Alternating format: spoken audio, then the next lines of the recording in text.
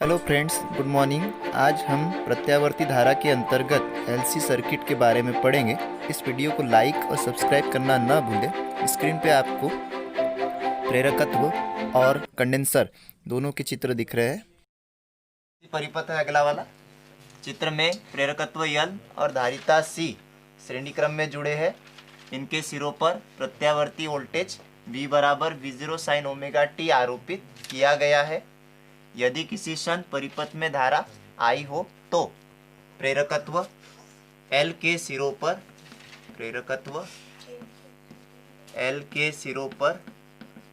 उत्पन्न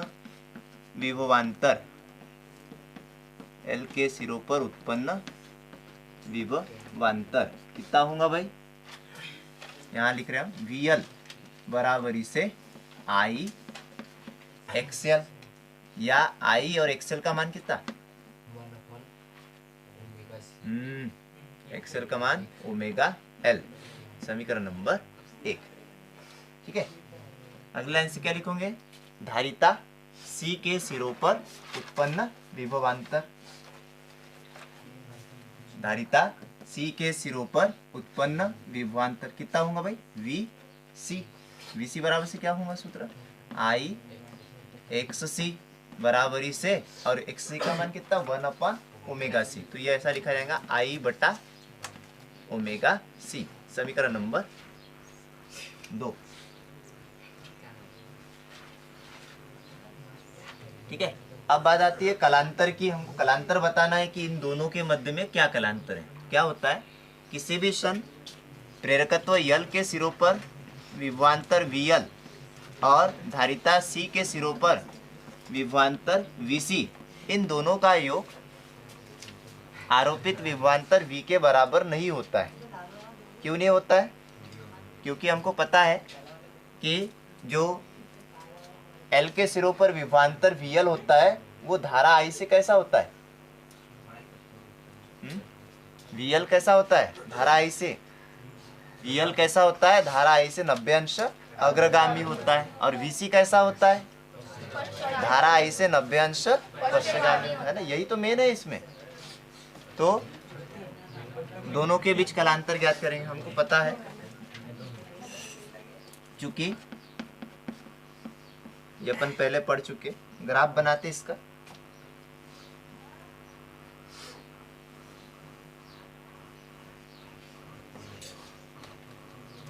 ये धारा I है, ठीक है। तो VL जो है वो धारा I से 90 अंश अग्रगामी होता है, ये बता रहा है फेजर आरेख। और VC जो है वो धारा I से 90 अंश क्या होता है? पश्चगामी होता है। तो VL और VC के बीच में कितना कलांतर होगा?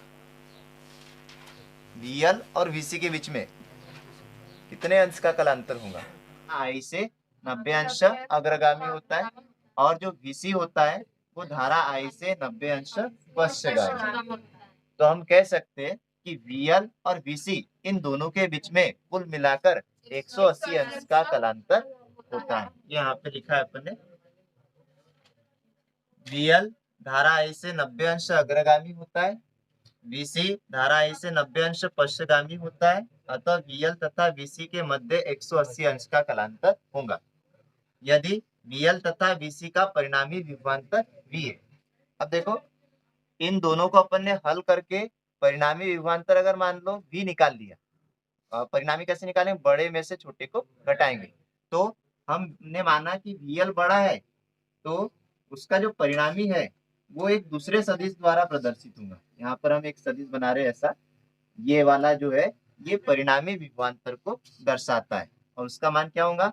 V बराबरी से VL माइनस VC। ये जो सदिश बना ये VL और VC का क्या है? परिणामी। दो सदिशों को जोड़ेंगे तो एक रिजल्ट आएगा ना, एक सदिश। इन दोनों को जोड़ा तो रिजल्ट आया ये नीला वाला सदिश। ठीक है, V बराबर से VL माइनस VC। विभवांतर V है तो V बराबरी से VL माइनस VC। ठीक है, चलो मान रखो इसमें।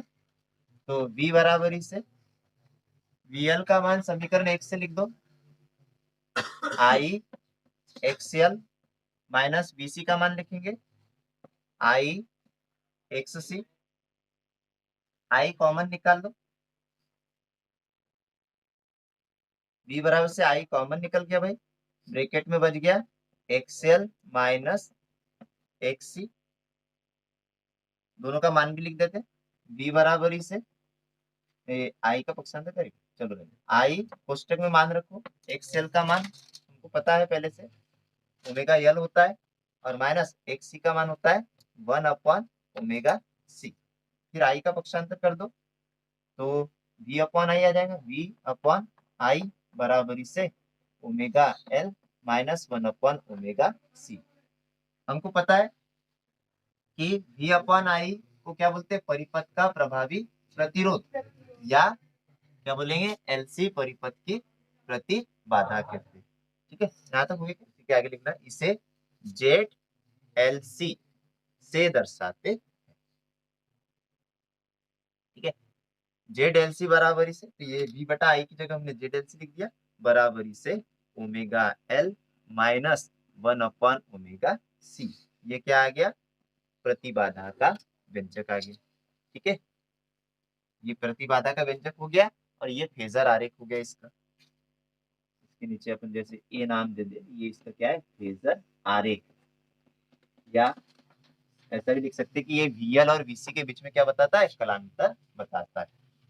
अब हमको क्या निकालना है भाई, परिपथ में धारा निकालना है, तो अब यहाँ देखो परिणामी विभवांतर किधर है भाई, ऊपर, तो धारा किधर होंगी, नीचे, मतलब जो परिणामी धारा होंगी वो फाई कलांतर से क्या होंगी, पश्चगामी होंगी, और कलांतर तो अपन ने पहले से बता दिया है, कितने कलांतर है, 180 का कलांतर है, तो 10 फाई नहीं निकलेगा यहाँ। ठीक है, आगे लिखते, स्पष्टतः परिपथ धारा का समीकरण, धारा का समीकरण होगा I बराबरी से I0 sine omega T minus five, five minus five लिखा क्योंकि धारा क्या है, पश्चगामी। फिर उसके बाद धारा का शिखर मान,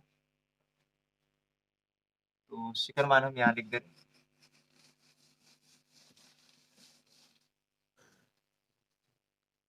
धारा का शिखर मान के लिए, हाँ, धारा का शिखर मान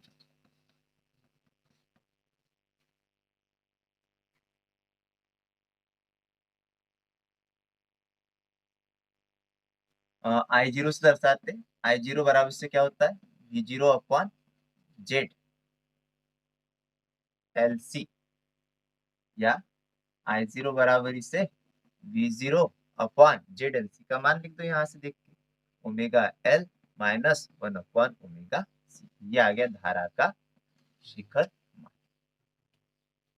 एक विशेष स्थिति दी जाती है, उसको देखते हैं अपन,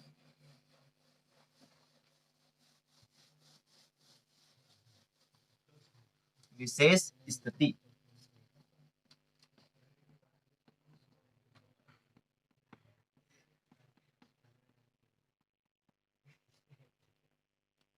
विशेष स्थिति, यदि XL बराबर XC, मतलब क्या भाई, शब्दों में क्या बोलेंगे इसको, यदि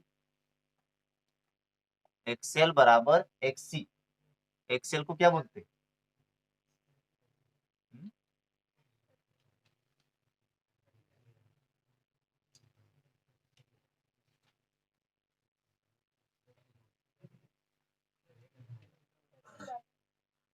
प्रतिबाधा बोलते हैं इसको, प्रतिबाधा नहीं बोलते, प्रतिघात, कौन सा, प्रेरण प्रतिघात, है ना। देखो फिजिक्स बहुत सरल है, पर आप अगर एक एक शब्दों को याद रखोगे किसको क्या बोलते हैं तो बहुत सरल है, नहीं तो कठिन तो है। एक्सेल यानी होता है प्रेरण प्रतिघात, और इसको क्या बोलते हैं, धारितीय प्रतिघात। यदि प्रेरण प्रतिघात धारितीय प्रतिघात के बराबर है तो प्रतिबाधा कितनी आएगी, तो प्रतिबाधा, परिपथ की प्रतिबाधा जेड बराबर, देखो अपन ने प्रतिबाधा का सूत्र लिखा था, क्या लिखा था, एक्सएल माइनस एक्ससी, है ना। अगर ये दोनों बराबर है तो दोनों कैसे हो जाएंगे, समान। तो दोनों क्या हो जाएंगे, कट जाएंगे। मतलब प्रतिबाधा कितनी आ जाएगी, 0। ये वाला जो फार्मूला लिखा है अपन ने, जेड एल सी बराबर से क्या था, omega L minus 1 omega C, है ना। ये दोनों अगर बराबर हो गए, मतलब ओमेगा एल और 1 ओमेगा सी दोनों बराबर हो गए, तो ये दोनों क्या हो जाएंगे, कट जाएंगे। तो प्रतिबाधा क्या हो जाएंगी, 0। मतलब क्या, न्यूनतम परिपथ की प्रतिबाधा न्यूनतम होगी, तथा धारा आई बराबर से, धारा अपने यहाँ से निकाल दो। देखो धारा आई बराबर से वी अपॉन, यहाँ जेड का मान लिखेंगे, आई जीरो बराबर से वी जीरो अपॉन जेड की जगह कितना लिखना है, 0।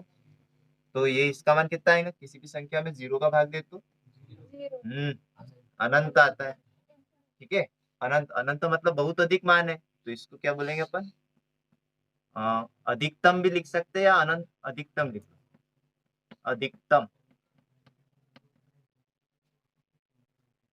देखो यहाँ से क्या पता चला कि जब प्रेरण प्रतिघात भारितीय प्रतिघात के बराबर होता है तो परिपथ की प्रतिबाधा न्यूनतम होती है और धारा अधिकतम होती है।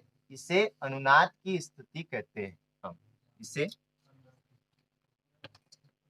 इसे अनुनाद की स्थिति कहते हैं।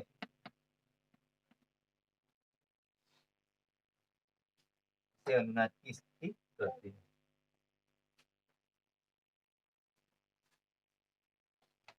आगे अनुनाद की स्थिति में यहाँ से लिख लेते हैं इसके आगे।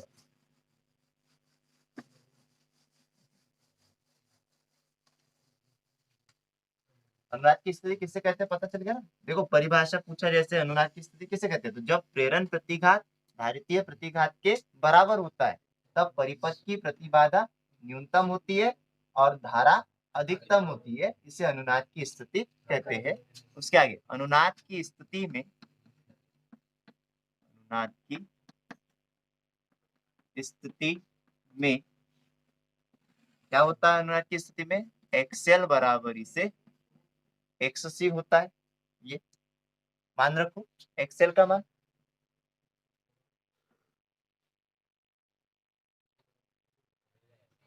ओमेगा एल, एक्स सी का मान 1/ओमेगा सी, मान रख दिया। अभी देखो ये ओमेगा का यहाँ से इधर पक्षांतर कर दो, तो ओमेगा इधर चला जाएगा तो क्या हो जाएगा, ओमेगा स्क्वायर, और बटे एल को नीचे ला दो यहाँ पे, ये ओमेगा और एल अदला बदला, ठीक है ना। ये बटे का पक्षांतर किया तो यहाँ गुणित में चला जाएगा, और ये गुणित का पक्षांतर किया एल तो भागित में चला जाएगा। क्या आ जाएगा, 1/LC। ठीक है, अब ओमेगा स्क्वायर है, दोनों पक्षों क्या ले लो, वर्गमूल, तो ये ऐसा हो जाएगा रूट ओमेगा स्क्वायर, और एक का वर्गमूल तो एक होता है, और बटे रूट एलसी, दोनों पक्षों का वर्गमूल ले लिया हमने। इधर वर्ग से वर्गमूल कट जाएगा, है ना। कितना बचा, ओमेगा बराबर से 1/रूट एलसी।